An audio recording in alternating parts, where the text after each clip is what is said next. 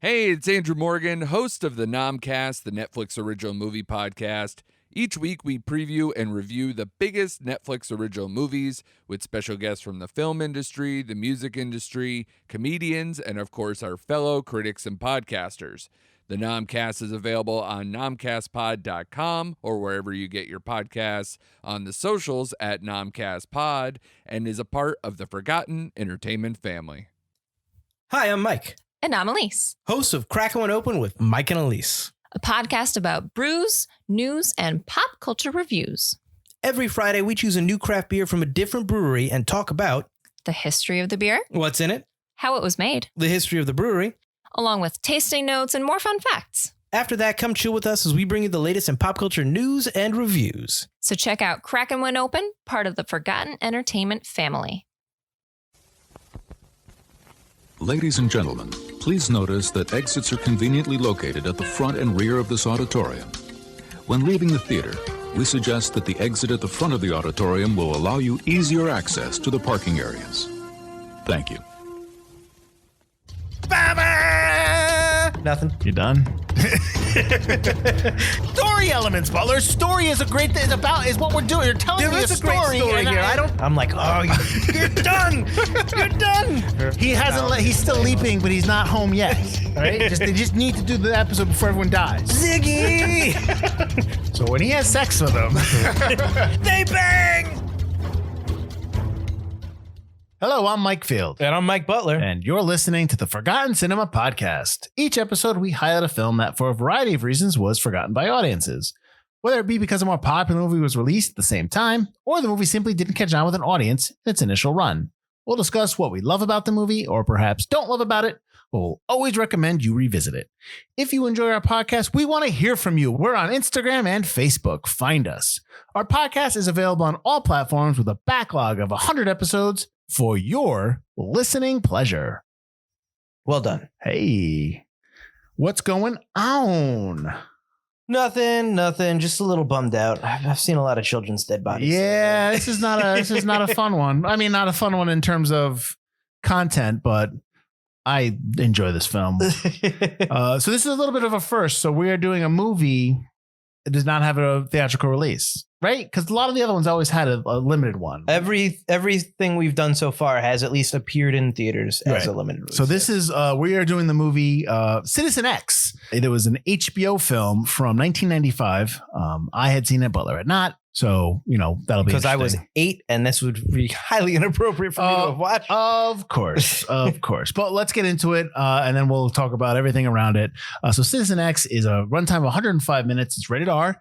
Couldn't find the production budget. And it's based on the true story of a Russian serial killer who over many years claimed over 50 victims. Sorry. We'll do it again. I'll do it over. Sorry. Just yell at me.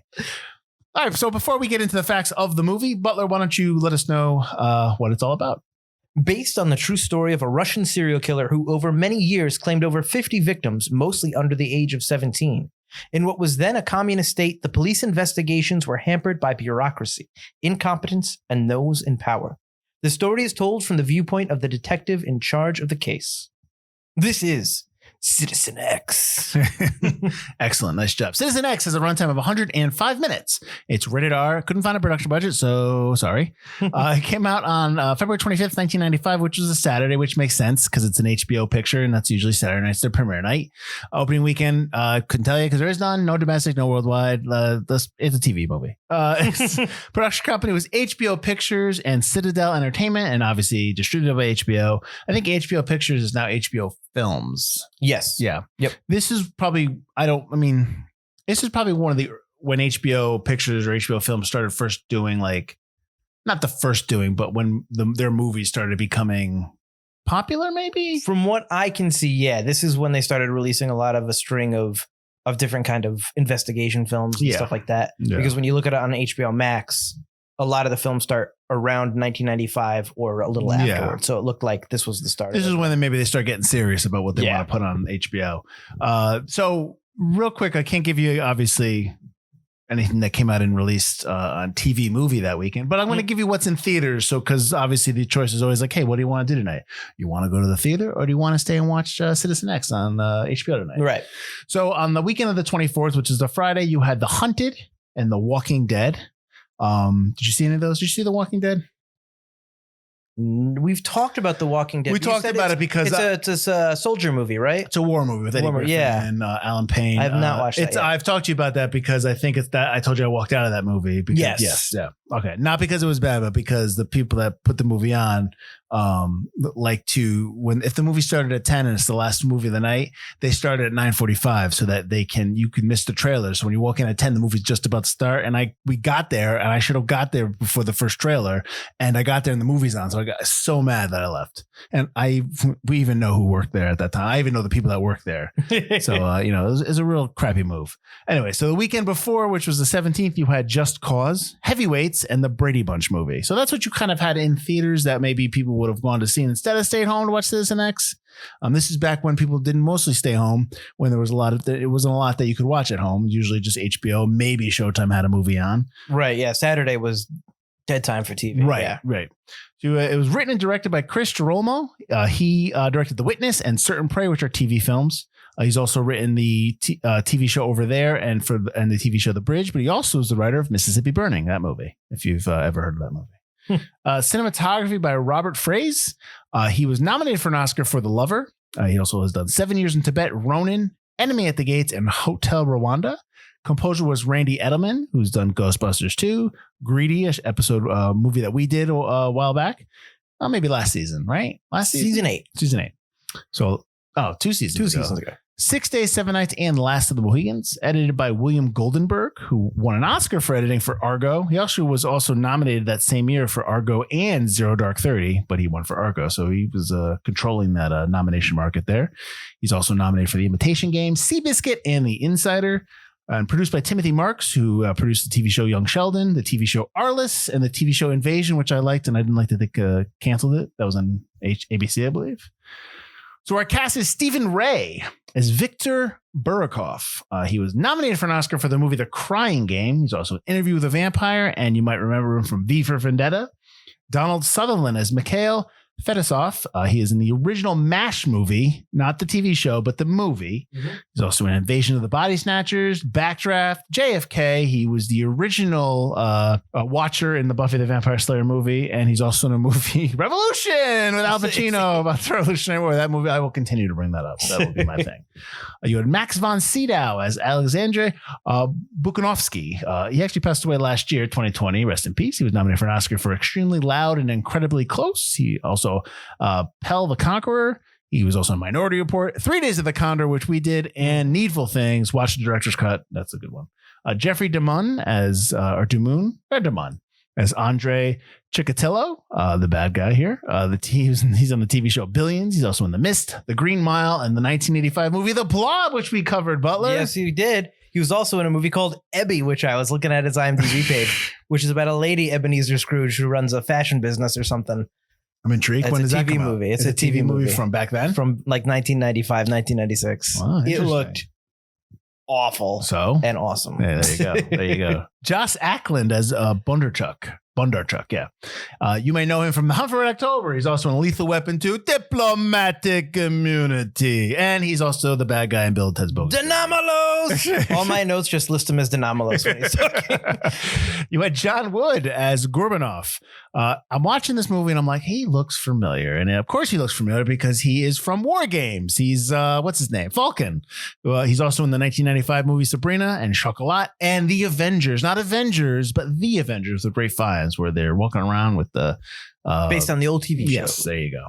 And then finally, Imelda Staunton as Mrs. Burakoff, who couldn't even give her a first name in this movie, which I can't stand. She was from Harry Potter, The Order of the Phoenix. She's also nominated for an Oscar for Vera Drake, and she's going to be in the upcoming The Crown TV show as Queen Elizabeth II. So when I'm watching this, I'm like, she's really familiar. Who is she? And then I look at, I'm like, oh shit, she's young Umbridge. So real quick before we get into it, I just want to Sutherland won the Golden Globe for supporting actor in a TV movie for this.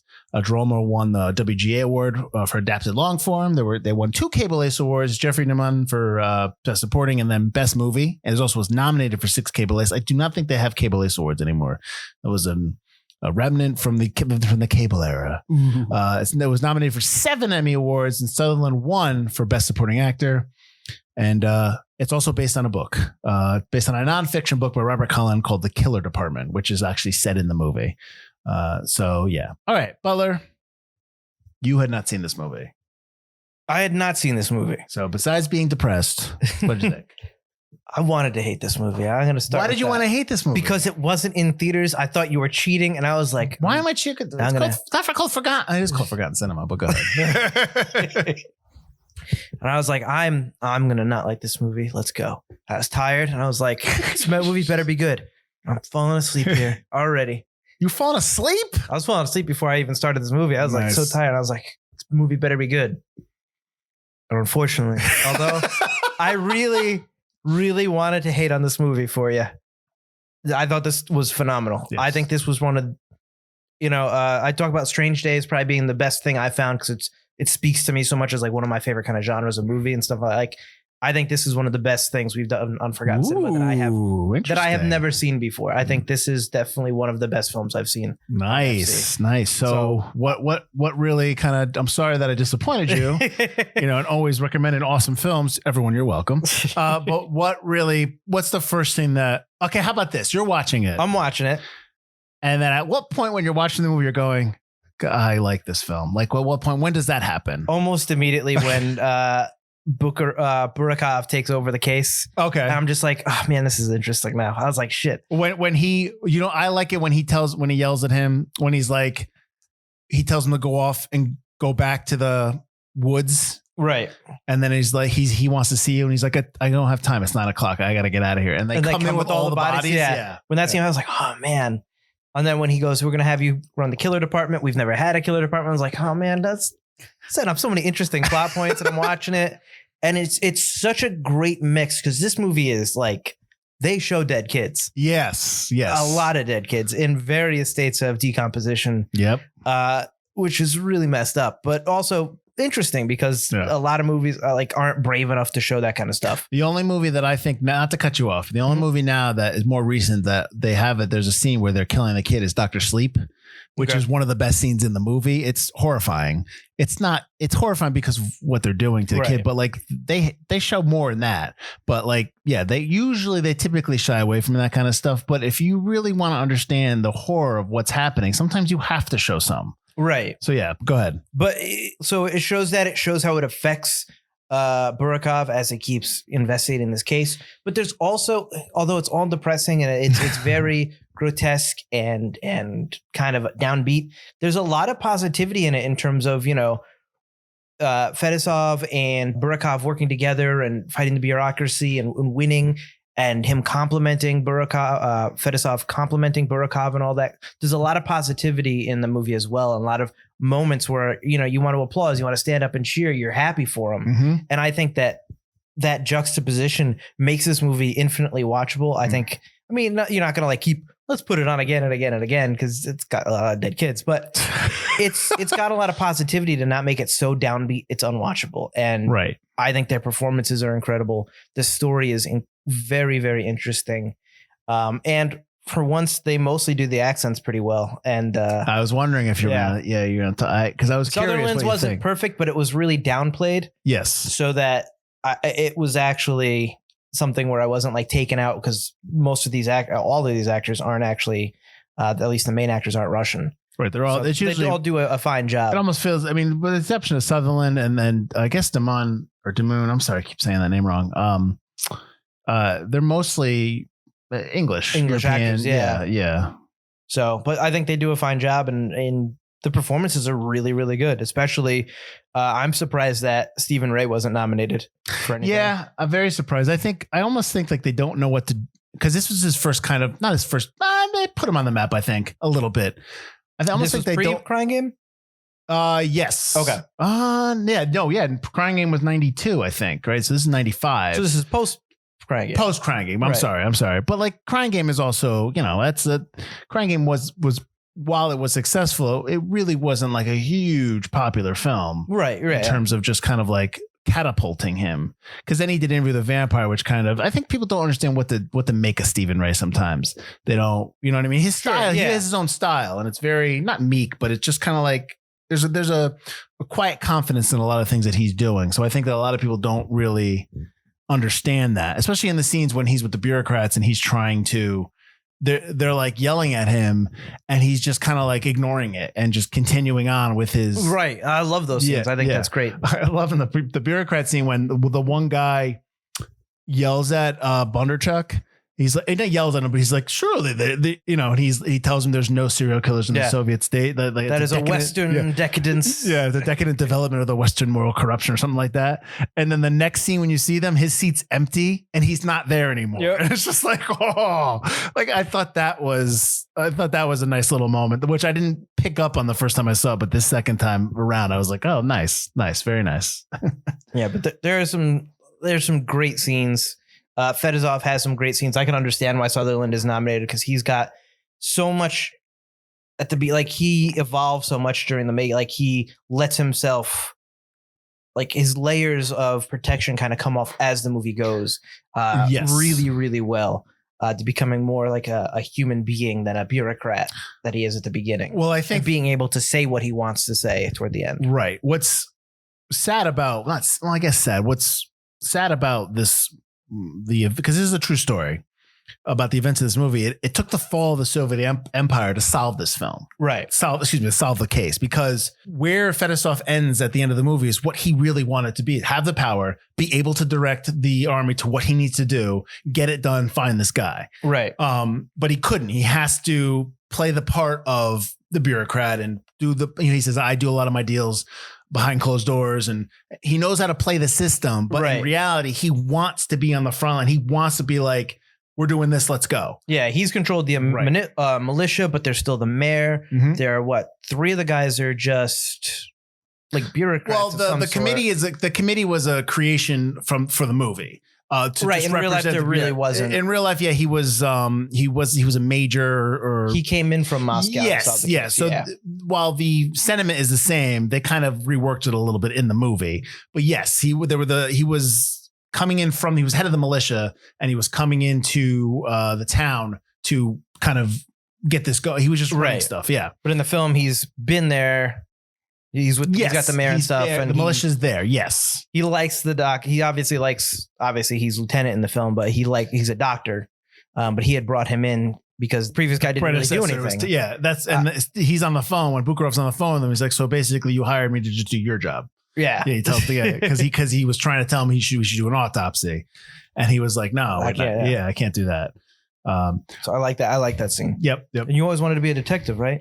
Yes, and then he makes his doctor a detective, which I thought was really, or a forensics expert, detective. I like that in the beginning when he meets the cops, when Bukharov's with the cops, and he's kind of like not gruff with them, but just being like, this is what we're doing, and you kind of get the idea that they're setting up an adversarial relationship, but that really isn't what happens. They become partners and friends. Oh yeah, they're a little annoyed that they have to work extra, but I think very quickly understand this guy knows what he's doing. And there's also purpose in what they're doing. I mean, you do, it's very easy to kind of like lax off and just, you don't care. But when you're working with somebody who is really, they can recognize that he's somebody that is working hard and they want to get it done. They want to work hard with him. Yeah. So I think that's, when he first meets the kid who is they have to be undercover and he's wearing his police outfit. Yeah. And he gives him his jacket. The next time you see him, he's the forensic guy. He's like, I need a plaster. This is like, I'll get you by 6. And he's like into it because he wants to work for him. Like that kind of Absolutely. stuff. Yeah. And you get the feeling that a lot of this forensic stuff, he's introducing this for the first time to the Soviets. Yeah.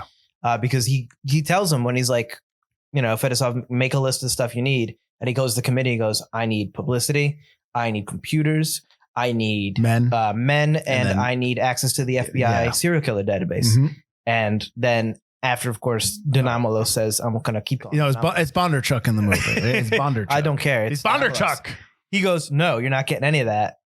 Fedosov talks to him and explains, you're not getting the publicity because they don't want to admit serial killers exist. You're not getting the computers because they don't have them. You're not getting access to the FBI because we're not admitting to the West that we have serial killers. Right. And you're not getting men because it costs money. It costs money, and it shows that you can't do it. We're weak. We haven't figured it out, and they're not going to admit that. Yeah. Sorry, hang on. I wanted to say a quote that I was going to bring up, and then I forgot it. Come on, where's the quotes?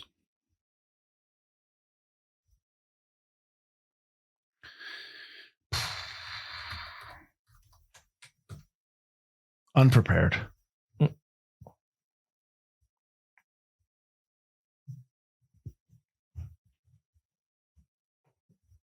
Okay. One of the things, there's a bunch of stuff we can talk about Bondarchuk, but one of the things I liked is when he gets upset when they keep arresting doctors and party members. And one of the lines I like is when Burkhardt tells them the party members who are doctors, we detain for a very brief period of time. The party members who are sexual deviants, we intend to detain a little longer, which I'm like, ooh, there's never, even though Burkhardt is forced to kind of acquiesce a lot of times, he does not hide his, disdain for the way things are handled. Absolutely. He doesn't hide that, which he is a man of science, which is another thing that I think this is a common theme, obviously, in the Soviet state back in the 80s, is science versus politics is what's right and what we need to present to the West. Right. That kind of thing. And I don't think you've ever seen Chernobyl, the HBO I have not watched that miniseries, which you should, because it is awesome. Everyone says so. But there is the relationship between Burkhardt and Festov is very similar to Legasov and Sherbina in the TV series. The same thing, science versus politics and the bureaucracy. It's a little bit more adversarial at first in Chernobyl. Right. It's not as easy. It's not like when he meets Sherbina, when Legasov, which is played by Jared Harris, meets Sherbina, who's played by Stellan Skarsgård, excuse me. It's not like Sherbina is like, yeah, okay, this is how we play the game. He is of the belief of the Soviet state. So he has to come to that belief, and he learns how, because when they go to Chernobyl, they're telling him, oh, it's fine, everything's fine. Right. And then he realizes he's being lied to, and he realizes that when he gets off the helicopter that they're going to have cancer. Like, that's the whole, like, he's just like, what? And he gets ticked. And Chernobyl's awesome. And in fact, I would watch that again. That's really good. But anyways, I think that's a common theme here. The theme in this movie and in Chernobyl, where it's that, what we're trying to present to the West and pretend that everything's fine. But this is what we need to admit. What really is real is in this movie is this guy is killing people, and we are doing nothing to stop him killing children. I mean, he killed 52 people. Some say 55, but he killed 35 of them were under the age of 17. Yep. In real life. And he got away with it for years, like a decade. The movie takes place over the period of almost a decade. Well, he started killing it in real life. He started killing in 78. Mm-hmm. This movie starts in 82. That's when they find it. And how about when they find the first body? When you see the farm going and it hits something. Yep. And you're just like, oh, and then it's just like, oh, and then it's like, boom. It's like, here we go. And the scene where the little boy's taking a piss in the woods. Yeah. And it starts to uncover the mud and uncover the body. Yep. There's the movie itself. It's kind of presented like a docudrama, and that's kind of like what the genre is when you look it up. I think that adds to the creepy or the horrifying nature of the killings, because the first killing is horrific when he starts stabbing her in the chest. Oh, you see her go down the head. Yep. And they kind of do a good job of, you see some stuff, but you don't see all of it. Right. And when the first dead body, he's doing the autopsy himself, which is Burkhardt, and he's talking about how there's multiple stab wounds to the eyes, multiple stab wounds to the face. And, for those who are sensitive, you might want to stop. We should have probably referenced that, but you know what? Whatever. Like obviously he is ejaculating on the bodies and stuff like that. And he's like getting a sexual release from all this stuff. Biting the genitals off. So there's a lot. This guy is obviously not a good guy. And they show some of it, but they're doing stuff where they hide behind the tree a little bit when the camera moves. My only not like a complaint, but my only kind of note is the music doesn't do a lot to help that. Like, I think of the movie Zodiac, and when he kills the couple by the tree and there's no music and he's just stabbing them and they're tied up, like, that's awful. Like, that is awful, because that is just presented as is. And here is the horror, and there's no music to cue. And I'm wondering if there was no music in that scene, would that scene have been even more horrifying? It still is visually, but the music throughout the movie, it feels very TV movie-ish, which is fine. A little, yeah. You know, looking back, but this is 1995, and I'm exactly. It's a 90s movie. You're not going to show like the Zodiac type scene is something that you can only do in the 2000s. Yeah, absolutely. And the music in and of itself, in terms of, you know, using that music, that's a staple of that 90s TV movie cinema and stuff, and that's fine. But if we were doing it now, it'd probably be a little bit more darker and it'd probably be a little bit more cinematic and it's stuff like that. But that's my only kind of note is there's some stuff where the music probably could have been brought down a little bit and it would have, but still what's seen on screen is still horrifying and it still works. Yeah. One of the things I really like about the killings and stuff is that the film doesn't shy away from, it's not a whodunit. You know who done it. Yes. You know it's Chikatilo and they just can't catch him. Yeah.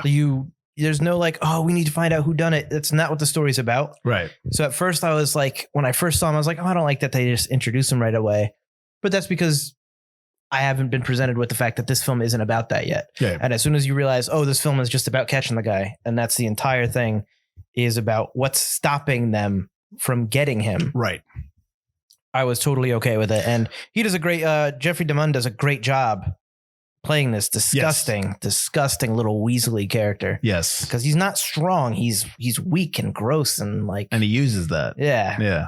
It's very interesting. It's definitely different than like Buffalo Bill from Silence of the Lambs, where it's like, you believe like he's taking those women and like grabbing them in the car. This guy is like this little weak, measly dude who's preying on kids. Yes. Because he's a loser otherwise.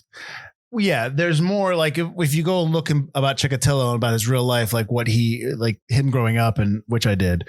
You know, he talks about how he grew up during World War II, and they talk about how he may have witnessed his mother being raped because then she had a baby and the father was away at war, so they were thinking it was a German soldier's baby, and he might have witnessed that, like stuff like that. There was stuff in his youth that kind of created the type of person he is. And let's be honest, the Soviet state is not a great state, you know, so, and you know, it's you have a lot of poverty. Look at those houses he's knocking on doors, which are no bigger than my shed. Oh, absolutely. You know, and then this is how people lived. And we were waiting for a 2-bedroom for how about that 7 years. How about that? He was going to get the promotion, and Burkhoff was hesitant because he's like, listen, we have been on a list to get a 2-bedroom apartment. If I change jobs, does that reset? Yeah. How about that? I mean, you think about how people lived in this, and you think about what people complain about now. Yeah. Go screw. Yeah. I mean, seriously. How about that? You have 2 kids and a wife, and you're living in a one-bedroom apartment for 7 years, and you're a forensic and you're scientist. grateful for that. You have to be thankful for that. Oh, thank you so much. And he works and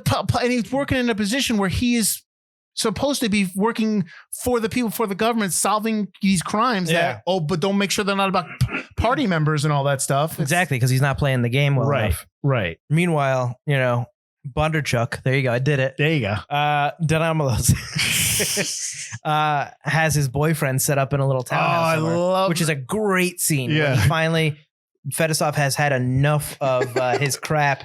And he's found out some information because they've been arresting homosexuals because they're considered sexual deviants. I love that. I love when they bring in Gorbanov. Yeah. And they're like, all right, what are we going to do? I suggest we round up the homosexuals. It's like, shocker. Yeah. Shocker. That's what we're thinking. And even afterward, it's like, well, we're pretty sure it's going to be a doctor or a teacher now. And he's like, well, we'll still get the homosexuals because at least we're doing society a favor. So ridiculous.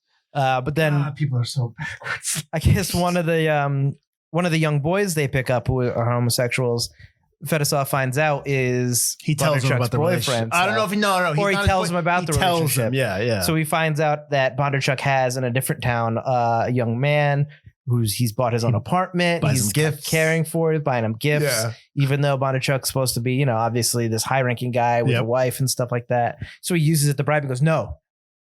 Lieutenant Burkhoff will still be head of this case. Nothing will change. Yeah. And I love when he's like, I got you this job. Yep. He's like, and I will always be grateful. Yep. Awesome. That's an awesome scene. And he's so proud. Fedosov is so proud of himself afterward. Yep. It's a great scene. There's what's funny is, and we haven't even talked about Max von Sydow, but you know, I'm going to talk about it. So I know when we're watching the movies, I'm usually taking notes. Obviously. Yeah. But like when I'm watching the movie, and you can't help but just watch the movie and be entranced. Is when, I don't have a lot of notes for this movie because I was just watching it. Most of the time. So when Max von Sydow, who's playing Bukanovsky, when he goes in and starts talking to Chikatilo and they start doing the interrogation. And he's reading the paper. I have no notes because I'm just watching. Yep.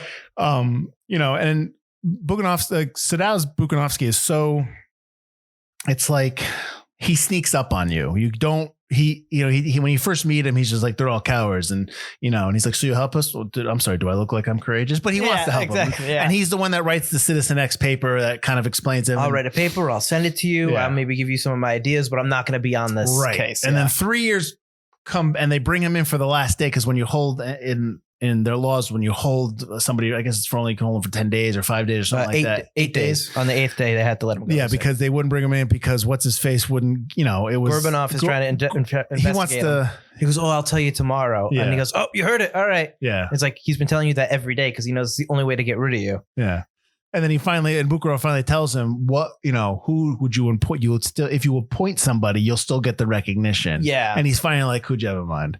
And then Bukanovsky comes in and he starts reading from the Citizen X paper. And that whole scene is good because he's just kind of like, he's skipping over the stuff that he knows that'll inflame him. He's trying to get to the meat of who he is.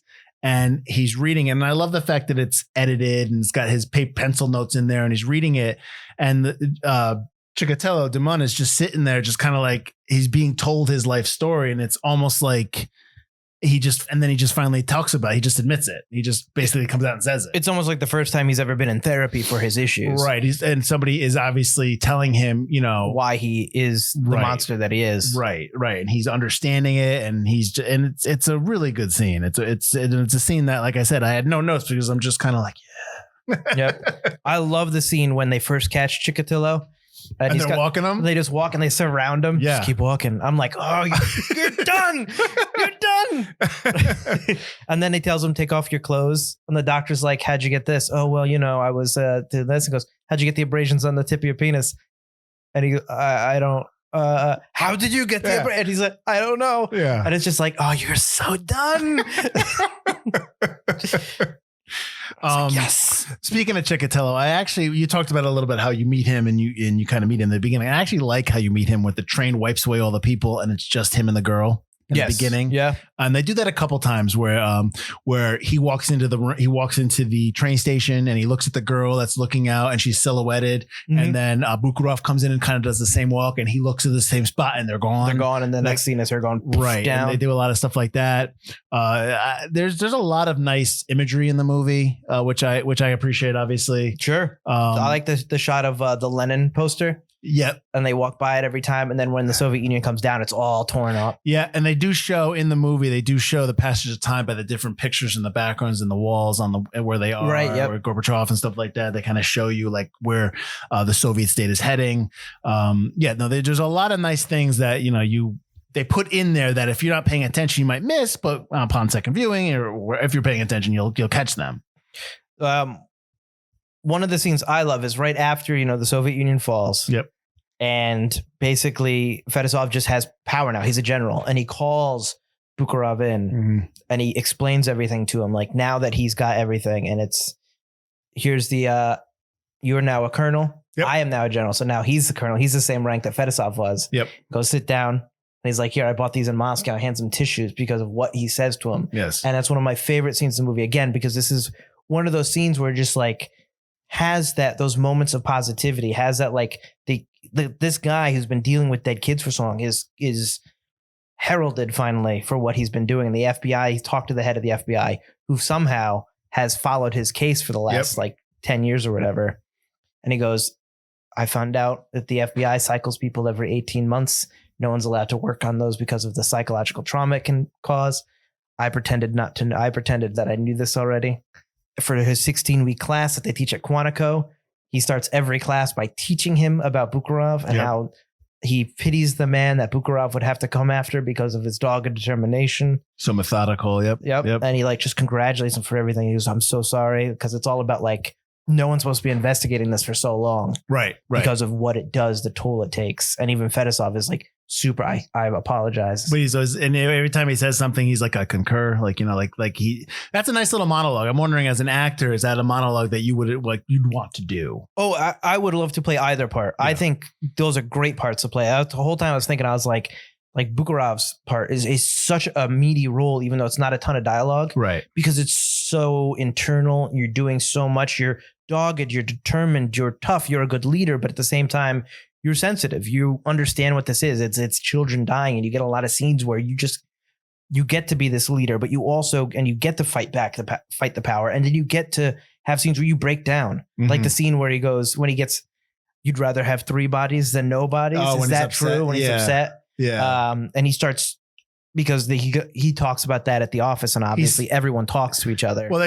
Bondarchuk obviously has people within the office that report back to him. Yeah, little spies and weasels and stuff. And they do that because they want to be in favor. Oh yeah. But Bukharov is basically saying, like, I'd rather have dead bodies so we can try to catch this guy rather than nothing happening. And obviously, I mean, listen, he's being facetious. He's being half serious, but you know, honestly, like in that kind of job, like without evidence, you can't do anything. I understand that. And then so he's getting yelled at for this, and then he breaks down, and that's just such a great scene.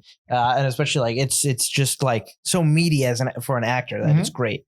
But the dialogue that Fedosov gives, that monologue, is also fantastic. Yeah. And again, that's a great role because Fedosov you're playing a role where as the movie goes, you get to take off those layers. So that's something you can really kind of dig into and really kind of work on. And that's right. I'm sure something like his script, Sutherland's script, was probably filled with notes on, like, I would do it with different color. Like when I'm doing my lines, I would do it with different color highlighters. Yeah. That's something I would do. Gotcha. And be like, start with, blue and then end with like a nice pink where, I've gone, this is how I'm going to display my emotions as I go through the film. Yeah. Well, that turn of emotions really starts, maybe it doesn't start, but kind of like kicks into high gears when he sees the first dead body and he walks over to it and they have to walk him away. No, I think it starts before that, when he finds out when Bukharov doesn't want the cops to come.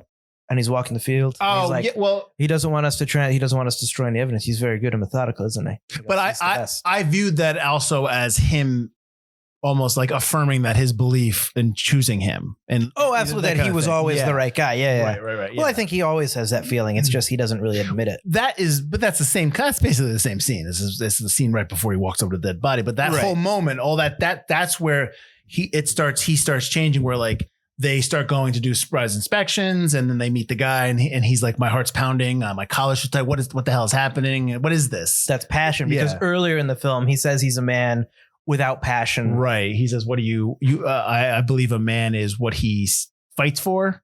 Something like that. Yeah. No, he says, I fight for nothing, or something like that. Yeah. Actually, it's in the quotes. It is. That's what he says. Bukharov says, a man is what he fights for, and Fedosov says, I don't fight for anything. He's like, I know. Yeah, but so that's where the passion line comes in. Yeah, and there's the surprise inspection line I like. He's like, you got to give him a little sugar every once in a while. Well, I'm like, I like that. They're like realizing each other. Yeah, yes, exactly. And then obviously after Bukhanovsky gets the confession, he like, it's like he walks out of the room like he's just a professor. I mean, he just kind of like taught a class, but he comes out and Fedosov can't say anything. He's just speechless. And Bukharov's like, he wants to say he is internally grateful. He says something for him. And Bukhanovsky's like, together you make a wonderful person. I like that line. I wrote that down there. Let me say that together you make a wonderful person. Exactly. But I love that, like Max von Sydow, like you said, he sneaks up on you with Bukhanovsky. Because as he's doing this, it's not really hatred he has for Chikatilo because he understands him. Yeah, it's more the sadness that this pathetic human being is there. And I like when he goes, "Am I correct in this assumption?" Yes. Did I get that right? Well, it's also you were sitting on them when you ejaculated. It's psychiatrist. Yeah, no, it's scientific. He tells us about in the beginning when you first meet Bukhanovsky, he has not a passion, but he's interested in abnormal psychology. So when he gets the chance to meet, it's not like he's getting a chance to meet him. He's like, "Ooh, you're my hero," but he is scientifically trying to see if what he postulated was correct. Right, because apparently in the Soviet state, you can't really do that because everything's got to be all about paranoia and stuff like that. He even says in a state where paranoia is key, like it's hard to be a psychiatrist. Right. Which is why every psychiatrist walks out of that. Mm-hmm. If anyone wants to stay and help out, and everyone walks out. Yeah. Now at the end of the film, when they're kind of doing he led us to different bodies, his body count, when they're wrapping up and they have the dialogue, when Chikatilo's in his court, and he's in his little cage. Did you get the feeling like he was getting off on that? No, on the people yelling at him. I don't know, because he was wide eyed, and I think he was just. I don't think he thinks that Chikatilo believes himself to be evil. Maybe just kind of. I don't know. Like, I think he's just overwhelmed. I actually got the impression that maybe he was getting off. Like, he was like, they didn't find him guilty because people were all yelling and angry. Oh, okay. You know what I mean? He was about to go free? Because I didn't get, but then when they went to his face, I realized, okay, no, that's not what's happening. I just didn't understand his emotion there. I didn't understand if it was elation, like, oh yeah, everyone hates me. Yeah. Or if it was just like, what's going to happen to me? I didn't quite understand until he goes to the gulag, and then it's like, he understands that. I love the ending because it's just like he gets found guilty for all the murders. Right. They're walking him into the shower, and the guy's like, don't look at me. Yeah, don't look at me, please. And he puts the gun. It goes to black. The gunshot goes off. It's just the end. Like, it's just like, ooh. I'm like, all right. I would have preferred a slower end to him, but like a prison shanking or something. If this was like an American film, that probably how that justice would have been meted out. Well, yeah, they would have put him in the Gen Pop, and it would have been like, "Oh, see you later." You would have had something like that. Fun fact about anyone who's in prison: even prisoners don't like people that kill kids. You're gone once you go in Gen Pop. You're not going to find any kind of. I won't feel bad about that, but that's how it would be. Yeah, if it would be kind of like justice that way. I can't believe the gulag is any different. Although obviously the prison guards I don't think they hide that. That's the point is that, you're even the guards are like, we're done. It's happening. But exactly. There was some stuff about, because you're talking about at the end, they talk about the explanation how the different blood type, the ABO type. Oh, so go ahead. So earlier in the film, they do catch Chikatilo. Burakov is in these train stations because he knows that this is where the killings are being done, where he's finding his victims. And he sees Chikatilo approaching a young lady, and he goes up to him and goes, "Can I see your papers, citizen?" Finds the bag, finds the knife. They hold him. But the semen test comes back with a different blood type. His blood type's AB, but the semen is A. Yes. So it's like, well, the blood, it didn't match. And then obviously Bondarchuk comes in and goes, "Why are you holding a communist member in good standing?" Which I also don't understand. Isn't everyone part of the Communist Party? He says in good standing, so he might be somebody that's looked upon, which doesn't make any sense because his job, he keeps messing up. Well, it doesn't make any sense too, because in the movie, when at the end of the movie, just to jump forward a little bit, when Chikatilo's getting interrogated by what's his face? Oh, you find out about his past. He admits to molesting an 11-year-old girl, and that's why he lost molesting her breast, and that's why he lost his job as a teacher. And he's like, I know that. Yeah, it's everyone knows that. If you know that, then he is not a communist. He should not be in good standing. He's so not. There's a little bit there, and then when you read the real story about the real Chikatilo, he did a lot more than that. Where he got let go for a lot of other stuff. Where it was just kind of like it's amazing what he did. Mm-hmm. And what they basically kind of kept pushing up, whatever. It's like no way. He did a lot of bad stuff. Yeah. Exactly. But so I think that was just kind of like they let him go because of the variable. He talks about how the Russian blood test has 11 variables and the FBI blood test has like 100. Oh yeah, I like that. Where'd you learn that? From a movie? Who cares? Yeah, exactly. Like, from an American movie. Yeah, I do like that.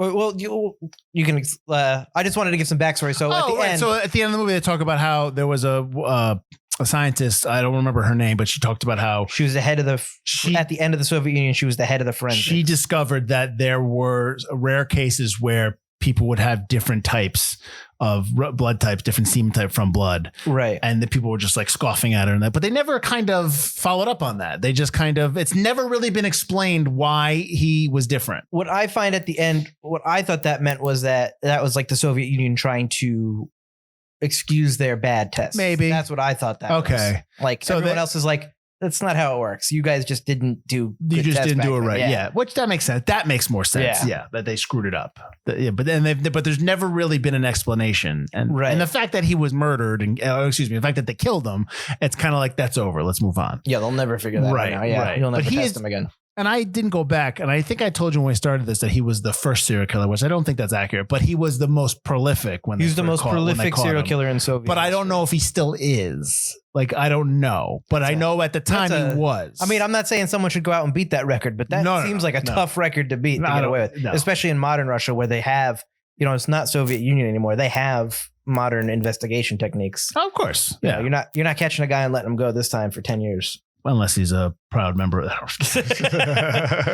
Proud member of the Putin party. But so when you talk, I want to ask you this because we brought it up before. When you talk how Fedosov tells Bukharov how, the FBI guy rotates his guys over after 18 months and, so that either they like it or not. That's why I don't like Law and Order Special Victims Unit. Because they're always on the case? Yeah, because they've been on the case for 18 years. And it's like, there's no way. See, I don't like that. That's why I never really liked that show that much because I just didn't buy that, but whatever. I mean, I think that's how pretty much every cop goes. They rotate from homicide to arson to burglary. That's what you do. The same department and then the ultimate goal for a lot of officers is to be a detective or, kind of like in certain departments, stuff like that. But you still get rotated into the different ones. Agreed. Yeah. That's the whole point. You go work some B&Es for a little while. Seriously. I think you're done with child rape. Seriously. But anyways, that's, what do you think of him, Fedosov sending Burakov to his quote unquote vacation, his rest thing? Oh, it's not sanitarium, but it was kind of like just it's almost a sanitarium. It's probably a place where there's multiple different levels of people that need psychiatric help. Right. And, and he meets somebody there that gives him the idea to bring a psychiatrist on for Bronowski. Yeah. But I thought that was interesting because that's not the first time I've seen that kind of thing in the Soviet Union. When somebody goes on vacation, that's where they send them. Yeah. So I thought that was interesting. I'd had to look more into that. But so there's, if this sounds familiar to a lot of people, there's actually a movie called Child 44. I was going to bring that up. I've never seen that, but I didn't know that was kind of based on this. I know. I've never seen it for two reasons. One, I really like this movie, so I didn't want to watch Child 44. And two, I heard it wasn't, it was okay. Like I didn't hear like it was great. Like, gotcha. But it's based on the same events. I don't know if this is basically an adaptation of the book. Right. But this is based on, I don't know. This is a fictionalized account of the same thing. Right. But like I think from what I remember from the trailers for Child 44, it seems a little bit more action-y. I remember the poster, but I don't remember much else about it. Like I know we showed it at our theater, but I don't remember much. It's got a good cast though. I remember no one coming. Tom Hardy, Gary Oldman, Noomi Rapace, Joel Kinnaman. Wasn't that Tom Hardy before he blew up? This is 2015, so no, he was still Tom Hardy already. But obviously, if this was 2015 Tom Hardy and has all these other people in it, it probably wasn't very good if it didn't do well. But whatever. I don't know. But Citizen X has always been the movie that I liked. In terms of, so I really wasn't interested in going to see another version of it, kind of thing. Oh, sure, yeah, absolutely. I mean, I am interested to watch it. Mm-hmm. But I mean, this is the movie. Yes. If you watch Child 44, the whole thing would be, well, now you got to watch Citizen X. Yeah.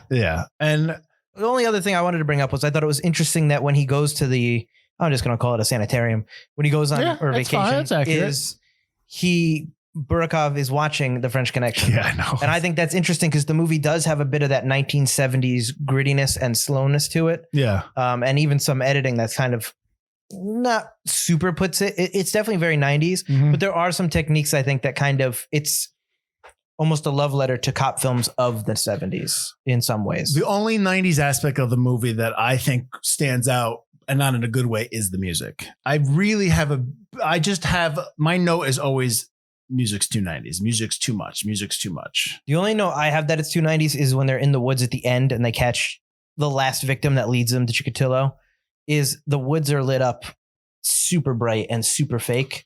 Oh, when it's raining off the train station. Yes, I'm like, ooh, that is some 90s nighttime lighting. But that body is that's a fresh, gross body. Absolutely. Yeah, that's bad. And the cop who realizes that he messed up and it turns out it's his cousin's kid. He bashes his head against the tree. But then he's the guy that helps them when they surround Chikatilo. You're like, yeah, there he is. And he tells him, and Bukharov tells him, if it's any consolation, you helped us catch him. Yeah. That kind of thing. It's not your fault. Yeah. You couldn't know, but you helped me.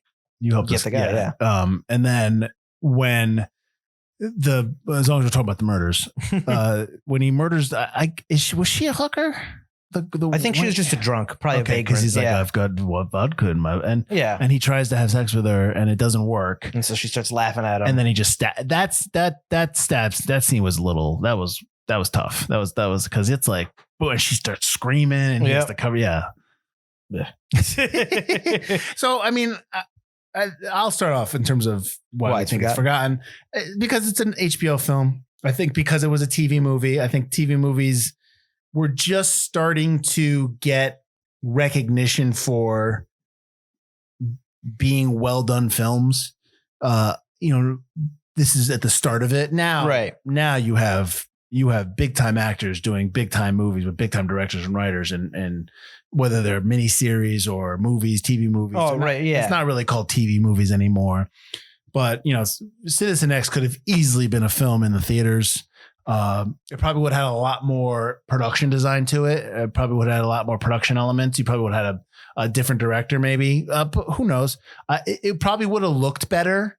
But I mean, that's not taking anything away from what it is. It's a well-written film, which is why it handles the subject matter very well, and presenting it in a docudrama style really kind of adds a little bit more resonance to the horrifying nature of what the crimes. Right. And you have two strong leads in Sutherland and Rea who are really, kind of like driving the quote unquote good guy side of the movie. Oh, absolutely. Yeah. So I think the only reason why maybe you never heard of it, besides you being younger when it came out, and maybe why maybe some other people have never heard of this or maybe never saw it who was listening to this now, is because it was an HBO film, is because that it didn't get a lot of notice.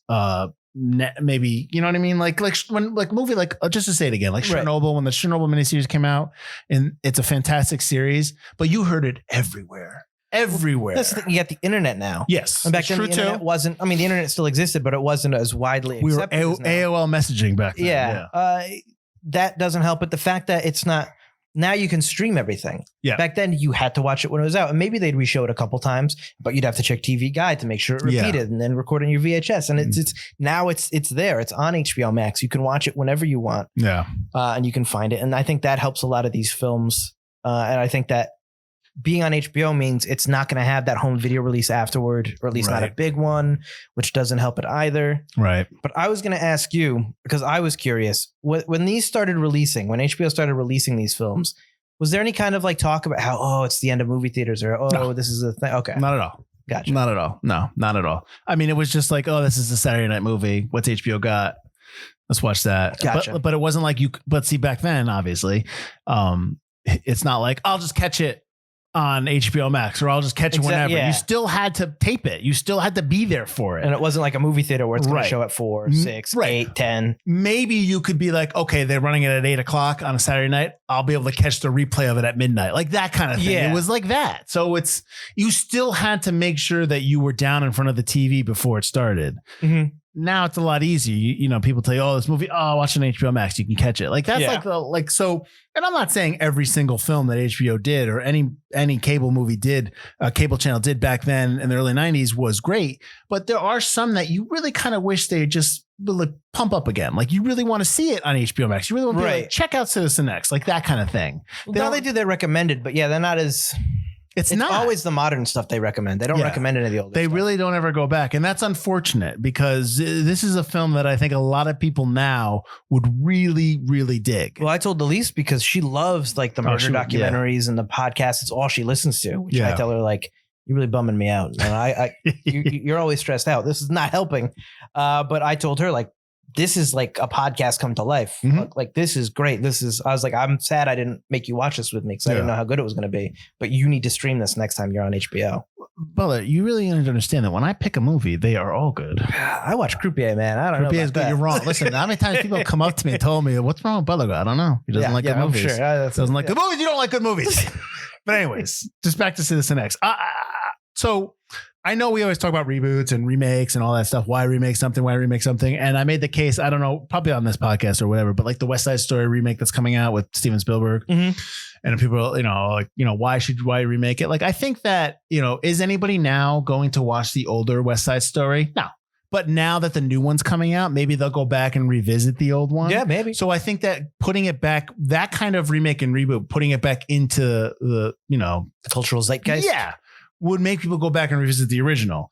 I think the same could be true for Citizen X. If HBO went back and said, like, we're going to reboot, we're going to remake Citizen X. Maybe we want to do it as a series, a 6-episode series. You know what I mean? Like, we liked it and we want to kind of highlight a little bit more. Mhm. I think that I would be okay with that because then people will go revisit the movie. And I would be all right with that if they kind of redid it, because you could definitely do this as a series and really get into the meat of it. Oh, absolutely. I mean, the movie takes place over the course of like 10 years. Yes. So you can absolutely dig more into it than an under 2-hour movie. Sure. Right. So I can't recommend this movie enough to people. Even if you didn't like it, I probably would have had that same thing. I can't. This movie's really, really good. If you didn't like it, I'm pretty sure. If I didn't like this movie, I'm pretty sure you would strangle me. I'd be yelling at you. I'd be like, what don't you understand about movies? This would be like the one time where I'd have to like somehow agree with you somewhere like deep down inside that, oh, maybe I don't like film. Because this is. Listen, we did it already with Sphere. I already did that with you for Sphere. Well, Sphere was not good. But this movie is phenomenal. I 100%. I think Strange Days speaks to me in terms of genre and stuff I like, but Strange Days does have issues. It's not the best movie. You like just that really genre. Like. Yeah, I got you. This movie is not just a movie I like. I think this movie is phenomenal. I think this movie, there's not much that's wrong with this movie other than maybe some super stuff like 90s-ish stuff. Yeah, no, it's definitely, but that's what you have to understand. Like, like when I talk about a lot of times about 70s films, like this, I get it. There's certain things that are going on in the 70s that, it's happening and you're just kind of like, all right, that's 70s. I get it. Yeah. But, there's obviously, you're not really going to, I will still never like the raindrops falling on my head scene and Butch Cassidy Sundance Kid, but I understand that's the time era of the 70s and that I get that. I still will not like it, but I get that. I don't hold that against the movie. I'm talking about the music here. I'm not going to hold it against it. I understand that. Oh, yeah. Yeah. And I would hope that people wouldn't shy away from that because of that. It's not like when you watch a 70s, it's hard to recommend a 70s film because of the pacing of those films. Of course. It's so different. The 90s films and even most of the late 80s films, they're not too dissimilar from films today in terms of pacing. Mm-hmm. It's just in terms of style choices and stuff like that you're just kind of like, I think you get a little cheesy. Not that way I want to get into the decade of films, but like you had a lot of stuff in the 80s. I want to say it's not obviously not all of it, but there's a lot more fluff in the 80s, a lot more style, a lot more in your face in the 80s and less maybe like little meaty stuff. There was obviously movies there that had that. This would have a montage. This movie would have a montage for sure. But the 90s, you kind of started getting a little bit more serious in the 90s. Maybe on the TV that's level. What I'm saying. Yeah. No, absolutely. There's less cheese. It's just kind of like style, like you said, music and stuff that you're just kind of like, Yeah, exactly. But it doesn't hurt the movie in most ways. It just kind of places it in a period. Absolutely. And so I'm glad you liked it. I would recommend people watch this. I also recommend people go watch Chernobyl because it's an awesome, awesome series.